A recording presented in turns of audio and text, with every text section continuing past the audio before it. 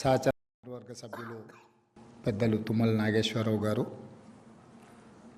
అదేవిధంగా కూనంనేని సాంబశివరావు గారు శాసనసభ్యులు, గండ్ర సత్యనారాయణరావు గారు, వివేక్ గారు, కోరం కనకయ్య గారు, విజయరమణారావు గారు, యాదయ్య గారు, ఇతర శాసనసభ్యులు అందరూ, ప్రభుత్వ సలహాదారులు, చీఫ్ సెక్రటరీ గారు, సింగరేణి సిఎండి గారు, ముఖ్యమైన అధికారులు, ఈరోజు ప్రత్యేకంగా ఆహ్వానింపబడిన సివిల్స్ ఇంటర్వ్యూలకు ఎంపికైన 20 మంది అభ్యర్థులు, వారి కుటుంబ సభ్యులందరికీ కూడా నూతన సంవత్సర శుభాకాంక్షలు. ఈరోజు తెలంగాణ రాష్ట్ర ఏర్పాటు ప్రక్రియ గురించి నేను ప్రత్యేకంగా మీకు చెప్పవలసిన అవసరం లేదు. మొదటి తెలంగాణ ఉద్యమం పాల్వంచలు మొదలైంది ఉద్యోగ సమస్య మీదనే. మళ్ళీ తెలంగాణ ఉద్యమం తెలంగాణ రాష్ట్ర సాధన ఉద్యోగ సమస్యల మీదనే. తెలంగాణ యువత ఉద్యోగ ఉపాధి అవకాశాల కోసమే తెలంగాణ రాష్ట్రాన్ని సాధించుకోవడం జరిగింది. సాధించుకున్న తెలంగాణ రాష్ట్రంలో మీకు అందరికీ తెలుసు, గత ప్రభుత్వం 10 సంవత్సరాలు ప్రభుత్వ ఉద్యోగాలలో ఉన్న ఖాళీలను భర్తీ చేయకపోవడం వల్ల ఉమ్మడి రాష్ట్రానికంటే ప్రత్యేక తెలంగాణ రాష్ట్రంలో మాకు ఎక్కువగా అన్యాయం జరిగిందని ఆలోచన చేసే పరిస్థితులు ఉత్పన్నమైనవి. అలాంటి పరిస్థితుల సందర్భంలో తెలంగాణ యువత సహకారంతో ప్రజాప్రభుత్వం, ప్రజాపాలన ఏర్పడ్డది. అప్పటి వరకు ప్రగతి భవన్గా పిలువబడే ఈ ప్రాంగణం భారత పాకిస్తాన్ సరిహద్దుల మధ్య ఏ విధంగా ముళ్ళ కంచెలేసి ఎప్పుడు పహారాలు కాస్తూ సైన్యం మోహరించి ఉంటుండేనో, ఈ భవంతుల చుట్టూతో కూడా ముళ్ళ కంచెలతోటి అదే విధమైన పోలీసుల పహారాల చుట్టూత ఎప్పుడూ నిరంతరం కాపలా ఉంటుండే. అలాంటిది డిసెంబర్ 7, 2023 నాడు మధ్యాహ్నం 1 గంటకు ఈ భవంతుల చుట్టూతో ఉన్న ముళ్ళ కంచెల్ని పటాపంచలు చేస్తూ బద్దలు కొట్టి తెలంగాణ ప్రజలకు ఇందులో ప్రవేశం కల్పించడం జరిగింది. ఈరోజు ప్రగతి భవన్ నుంచి ప్రజాభవన్గా మారడం, జ్యోతిరావు పూలే గారి పేరు పెట్టుకొని ఒక సామాజిక న్యాయాన్ని అందించాలి, తెలంగాణ యువతకు సమానమైన అవకాశాలు కల్పించాలన్న ఆలోచనతోటి ప్రతి కార్యక్రమాన్ని ప్రభుత్వం బాధ్యతాయుతంగా నిర్వహించడం మొదలుపెట్టింది. అందులో భాగంగానే జాతీయ స్థాయిలో నిర్వహించబడే పబ్లిక్ సర్వీస్ కమిషన్లో తెలంగాణ రాష్ట్రం నుంచి అత్యధికంగా విద్యార్థులు పాస్ అవ్వాలి, అందులో వాళ్ళు రాణించాలి అనేది మా ప్రభుత్వం యొక్క లక్ష్యం. వెనుకబాటుతనం గురించి చర్చ జరిగినప్పుడు బీహార్ వివిధ సందర్భాలలో చర్చకు వస్తుంది. అంత వెనుకబడిన ప్రాంతమైన బీహార్ నుంచి ఐఏఎస్, ఐపీఎస్లు లేకపోతే ఐఎఫ్ఎస్ లాంటి సెలక్షన్ చూస్తే అత్యధికంగా ఉంటారు. మన దగ్గర ఉన్న అధికారులను చాలామందిని చూసిన బీహార్ రాష్ట్రం నుంచి వచ్చిన వాళ్ళే. దేశ స్థాయిలో సివిల్ సర్వీసెస్లో మనం ఒకసారి లెక్క తీసుకున్నప్పుడు బీహార్ రాష్ట్రానికి ఒక ప్రత్యేకమైన స్థానం ఉంది.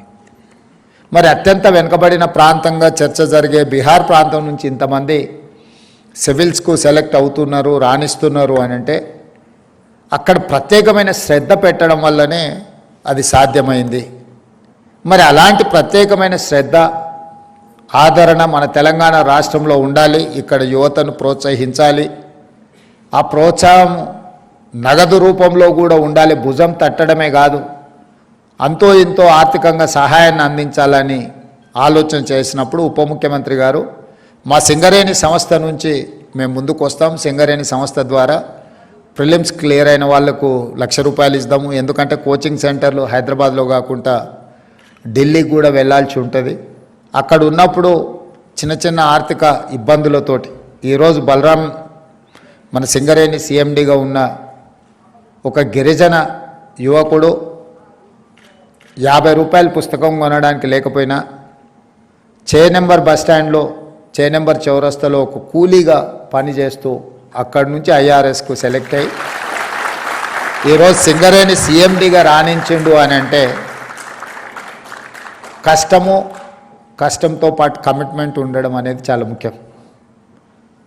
ఆర్థిక పరిస్థితులు 2,000 రూపాయలు కోచింగ్ సెంటర్ కట్టాలన్న కష్టమైన పరిస్థితులు. కాస్తో కూస్తో వెసులుబాటు దొరికితే చాలామంది ఆ విధంగా ఎంపికైన వాళ్ళు ఉన్నారు. అందుకే ఈరోజు ఆ చిన్న దిగువ స్థాయిలో ఉపాధి హామీ కూలీకి వెళ్ళే వాళ్ళ పిల్లలు కూడా ఈరోజు సివిల్స్కు ప్రిపేర్ అయ్యే సందర్భంలో వాళ్ళు ఢిల్లీ లాంటి నగరాలకు వెళ్ళి ఉండడమే కష్టం, అందులో ఖర్చులు భరించాలంటే కూడా ఇబ్బంది అవుతుంది. కాబట్టి సింగరేణి సంస్థ నుంచి ఆర్థిక సహాయాన్ని అందించాలని మొదటి విడత ₹1,00,000 ఒక్కొక్కరికి. ₹1,00,000 సరిపోతాయంటే ఒకవేళ సరిపోకపోవచ్చు. కాకపోతే ఈ ప్రభుత్వము మాకు అండగా నిలబడ్డది, ప్రభుత్వం మమ్మల్ని ఆదుకుంటుంది అని ఒక మీలో ఆత్మవిశ్వాసాన్ని పెంచడం కోసం ఈ కార్యక్రమం చేపట్టడం జరిగింది. అక్కడి నుంచి మెయిన్స్కి ఎంపికైన వాళ్ళు కానీ మెయిన్స్ నుంచి ఈరోజు ఇంటర్వ్యూలకు వెళ్తున్న వాళ్ళను కూడా ఒకసారి భుజం తట్టి మీ ఆత్మస్థైర్యాన్ని పెంచి ఢిల్లీకి వెళ్ళినప్పుడు చిన్న ఆర్థికపరమైన ఇబ్బందులు మీకు కలగకుండా ఉండాలన్న ఆలోచనతోని ఈరోజు ఈ ₹1,00,000 నగదు మీకు ఇదొక బహుమతి, ఇది ప్రోత్సాహకం, ఇది ఆర్థిక సహాయం అనే దానికంటే కూడా మీరు సాధించిన విజయాన్ని గుర్తించి ఈరోజు ప్రభుత్వం మీకు ఈ ప్రోత్సాహకాలను ఇస్తున్నది. దీన్ని ఆలంబనగా చేసుకొని మీరు భవిష్యత్ కార్యాచరణను మీరు సిద్ధం చేసుకోవాలి. ఈరోజు మీరు టాప్ ర్యాంక్లో వచ్చి తెలంగాణ రాష్ట్రానికి వచ్చి సేవలు అందిస్తే మంచిది. ఒకవేళ మీరు ఇతర రాష్ట్రాలకు లేకపోతే జాతీయ స్థాయిలో కేంద్ర ప్రభుత్వంలో మీరుండి తెలంగాణ రాష్ట్రానికి అవసరమైన సహకారాన్ని అందిస్తే మరీ మంచిది. ప్రతి ఒక్కరూ ఈరోజు ఇంటర్వ్యూలకు వెళ్ళే 20 మంది కూడా సివిల్స్కు సెలెక్ట్ అవ్వాలని మా వైపు నుంచి సంపూర్ణమైన మద్దతు ఇవ్వడమే కాకుండా తెలంగాణ రాష్ట్రంలో మొదటి సంవత్సరంలో డిసెంబర్ 7, 2023 నుంచి డిసెంబర్ 7, 2024 ఒక్క సంవత్సరాన్ని కులబద్దగా తీసుకుంటే 55,143 ప్రభుత్వ ఉద్యోగ నియామకాలు మన ప్రభుత్వం చేపట్టింది. ఇది భారతదేశంలోనే స్వతంత్రం వచ్చినప్పటి నుంచి ఈనాటి వరకు అత్యధికంగా ప్రభుత్వ నియామకాలు చేపట్టడము. ఇంతవరకు ఏ రాష్ట్రము ఏ సంవత్సరం కూడా ఇన్ని ఉద్యోగ నియామకాలు చేపట్టలేదు. 10 సంవత్సరాలు పేరుకపోయిన నిర్లక్ష్యాన్ని, 10 సంవత్సరాలు కోర్టుల్లో నలిగిపోతున్న కేసులను పరిష్కరించుకుంటూ పోటీ పరీక్షలను నిర్వహించుకుంటూ అది పోలీసు నియామకాలు కావచ్చు, లేదా టీచర్ల నియామకాలు కావచ్చు, పారామెడికల్ సిబ్బంది కావచ్చు, ప్రతి శాఖలో సింగరేణిలో కూడా ఉన్న కారుణ్య నియామకాలు కావచ్చు, ఇలా చెప్పుకుంటూ వెళ్తే వివిధ శాఖలలో మొదటి సంవత్సరంలో నేను గర్వంగా స్పష్టంగా నేను చెప్పదలుచుకున్నాను, ఏ ప్రభుత్వము ఏ సంవత్సరము అమలు చేయని విధంగా మొదటి సంవత్సరంలోనే 55,143 ఉద్యోగ నియామకాలు చేపట్టడం ద్వారా దేశానికే తెలంగాణ రాష్ట్రం ఆదర్శంగా నిలబడ్డదని చెప్పి నేను ఈ సందర్భంగా చెప్పదలుచుకున్నాను. రెండవది, సివిల్ సర్వీసెస్ తర్వాత పబ్లిక్ సర్వీస్ కమిషన్ ద్వారా నియామకాలు జరిగే గ్రూప్ 1 పోస్ట్ 2011 సంవత్సరంలో ఇచ్చిన నోటిఫికేషన్ ద్వారా నియామకాలు జరిగితే ఈరోజు 2025 సంవత్సరం 14 సంవత్సరాలలో గ్రూప్ 1 నియామకాలు చేపట్టలేదు. ఆనాడు ఉమ్మడి రాష్ట్రం కావచ్చు, లేదా 10 సంవత్సరాల తెలంగాణ రాష్ట్రంలో ఇంతవరకు గ్రూప్ 1 పబ్లిక్ సర్వీస్ కమిషన్ నియామకాలు చేపట్టలేదు. 21, 22 సంవత్సరాల వయసు వచ్చిన ఒక నిరుద్యోగ యువతీ యువకులు గ్రూప్ 1 పోటీ పరీక్షల కోసం ప్రిపేర్ అవుతున్నామని చెప్పి కుటుంబానికి చెప్పి హైదరాబాదు నగరానికి వస్తే 14 సంవత్సరాలు ఆ పరీక్షలే నిర్వహించకపోతే వాళ్ళ వయసు 35 సంవత్సరాలు.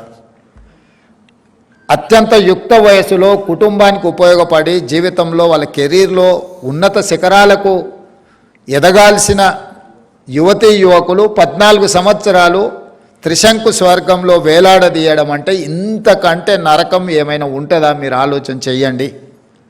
అట్లాంటి పరిస్థితి నుంచి ఎన్నో అడ్డంకులను అధిగమించి ఉన్న ఖాళీలను అన్నిటిని కూడా లెక్కగట్టి 563 గ్రూప్ 1 పోస్టులకు ఇంతవరకు ఉమ్మడి రాష్ట్రంలో కూడా 563 నియామకాలు ఎప్పుడూ జరగలేదు. మొదటిసారి 563 గ్రూప్ 1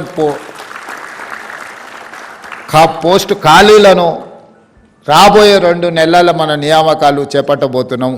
మనం జీవోలు ఇచ్చినప్పుడు ఎవరు ప్రశ్నించలే, మనం ప్రిలిమ్స్ ఎగ్జామ్స్ కండక్ట్ చేసినప్పుడు ప్రశ్నించలే. ఎప్పుడైతే మనం ఈ పోటీ పరీక్షలు నిర్వహించి 563 నియామకాలు చేపడతామని ప్రతిపక్షానికి ప్రధానంగా నమ్మకం వచ్చిందో లీగల్ లిటిగేషన్స్ మొదలుపెట్టారు. కొంతమంది విద్యార్థులను రెచ్చగొట్టి వీధుల్లోకి తీసుకొచ్చే ప్రయత్నం చేశారు.